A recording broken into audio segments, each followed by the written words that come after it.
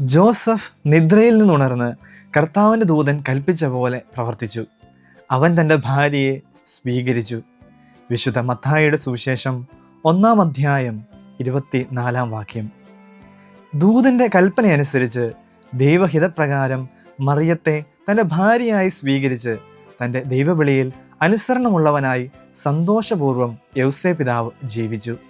യൗസേ പിതാവിനെയും മറിയത്തെയും പോലെ നല്ല ഭാര്യ ഭർത്താക്കന്മാരായി ജീവിക്കാൻ കുടുംബജീവിതം നയിക്കുന്ന എല്ലാവർക്കും സാധിക്കട്ടെ.